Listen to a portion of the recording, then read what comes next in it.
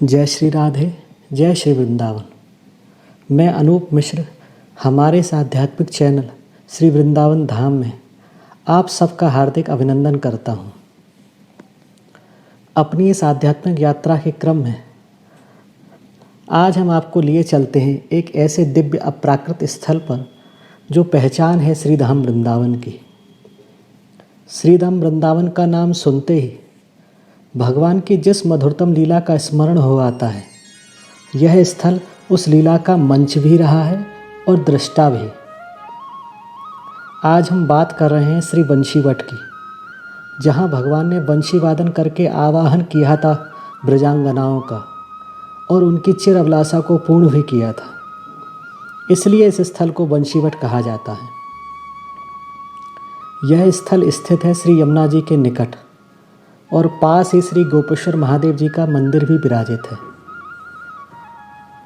माता कात्यायनी के व्रत पूजन के उपरांत प्रेम मूर्ति श्री कृष्ण ने गोपियों की चिर अभिलाषा को पूर्ण करने के लिए जिस महारास का वचन दिया था, आज वही चिर प्रतीक्षित रास रात्रि आ गई थी। आश्विन शुक्ल पूर्णिमा, शरद पूर्णिमा की रात्रि। आकाश में चंद्र अपनी संपूर्ण कलाओं सहित उदित हो गया था। चारों ओर सुशीतल चांदनी छिटक रही थी।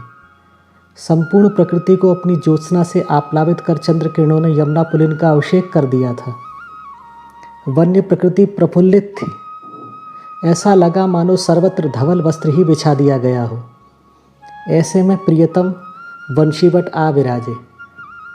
उन्होंने अपनी चिर संगिनी मुरलिका को अपनी फेंट से निकाला और प्रेम मंत्र फूंका। उस प्रणय मंत्र ने यावत प्रकृति में हलचल उत्पन्न कर दी। संपूर्ण प्रकृति मानो चेतन सी हो गई हो। यह मंत्र क्या था? मानो जादू ही था। गोपियों के कर्ण रंध्र से जैसे ही वेणुवादन ने प्रवेश किया, निशम्य गीतम तदनंगवर्धनम ब्रजस्त्रियः कृष्ण गृहीत मानसा आजग्मुरन्योन्यमलक्षतोद्यमा सयत्र कांतो जबलोल कुंडला। घर के समस्त कामकाज उन गोपियों को विस्मृत हो गए थे। जे जैसे तैसे उठ भागी। श्रृंगार करने की थी सुध ही किसे थी। बांसुरी सुनी तो गई सुध बुध गोपियों की, चली गई ग्रह काज लोक लाज तज के। केश खोले बांधे नहीं, बसन संभारे नहीं, होश कहाँ था जो वो जाती सज धज के। गऊ का दोहन छोड़ा, किसी ने भोजन छोड़ा, किसी ने शयन छोड़ा, आई भज भज के। कामनी के मन काम काम ना जगाए काम, छोड़वाए काम भरी बांसुरी ने बज के। किसी भी गोपी को श्रृंगार करने की सुध बुद्धि नहीं थी। अटपटे श्रृंगार किए चल दी, किसी से कुछ भी कह ना सकी। यह अनंग वर्धक गीत, हृदय को झंकृत कर देने वाला स्वर, प्रिय मिलन लालसा वश प्रणयातुरी जगा देने वाला बंशी वादन, हृदय को कुरेदता सा, आकुल व्याकुल करता सा, हिलोरता झकझोरता सा विवश परवश करने लगा। वे कहाँ जा रही थी, इस सब की सुधि भी उन्हें नहीं थी।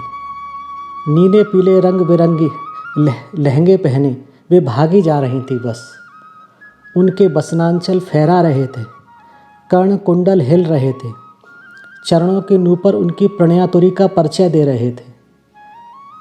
अपनी जीवन निधि को, अपने प्राण सर्वस्व को अपने सामने पाकर वे धन्या हो गईं।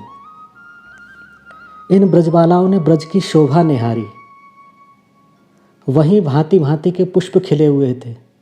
जूही, चमेली, केतकी, कुंद, मंदार आदि के पुष्पों की भीनी सुगंध से सौरवान्वित समीर प्रवाहित हो रही थी। बंशीवट की शोभा अनुपम ही थी।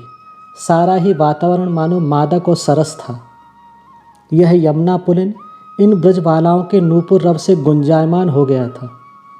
श्री यमुना की किल्लोल करती लहरियों ने उमग कर प्रियतम श्याम सुंदर के संस्पर्श की कामना का किंचित संकेत दे दिया था।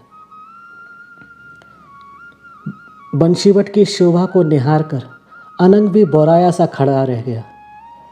तब प्रियतम श्याम सुंदर ने प्रणय विनोद करते हुए कहा कि स्वागतम वो महाभागा। हे ब्रजांगनाओं, आपका स्वागत है। आप लोगों ने वन की शोभा निहार ली होगी। भांति भांति के रंग वाले सुगंधित पुष्पों की सुगंध से संपन्न, पूर्ण चंद्रमा की किरणों से स्नात तथा यमुना जल का स्पर्श पाकर प्रवाहमान पवन द्वारा हिलोरित, वृक्षों से विभूषित श्री वृंदावन की शोभा भी निहार ली होगी। अतः अपने अपने घरों को लौट जाओ।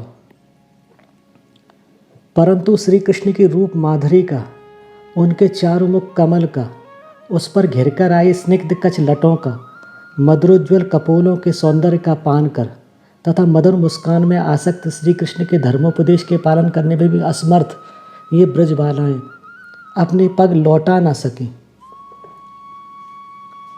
अब भगवान ने रास प्रारंभ किया।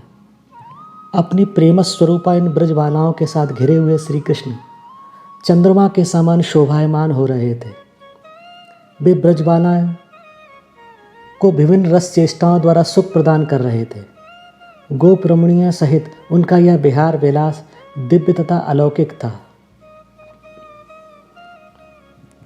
भगवान श्री कृष्ण के प्रकट लीला संवरण के उपरांत जब भगवान के लीला स्थल वनों में कहीं छिप गए, तब सर्वप्रथम भगवान के ही प्रपौत्र वज्रनाभ जी ने इस बंशीवट स्थल को आज से लगभग 5,500 वर्ष पूर्व प्रकट किया और स्मृति के रूप में एक वृक्ष का रोपण भी किया। कालांतर में यह स्थल यमुना जी के जल से आप्लावित हो गया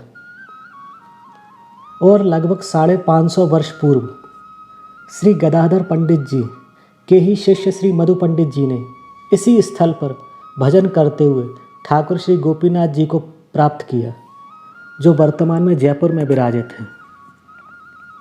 श्री रामकृष्ण परमहंस जी की पत्नी शारदा माँ ने भी इसी स्थल पर अनेक वर्षों तक भजन किया तथा सोहनी सेवा भी की। यहाँ के सेवायत महंत श्री उपेंद्र जी ने बताया कि यहाँ पर आज भी प्रतिवर्ष शरद पूर्णिमा पर महारास का दिव्य भव्य मंचन किया जाता है। रास रस की संपूर्ण चेष्टाओं, केली कलाओं, दिव्य तथा अलौकिक आनंद को प्राप्त इन युवती वृंद की अविकसित रात्रियों में उच्छलित रसकणों को समेटे आज भी यह स्थली धन्या हो रही है। आप लोग भी यहाँ आकर श्रीधाम वृंदावन की पहचान, भगवान की इस रासस्थली का दर्शन लाभ प्राप्त करें।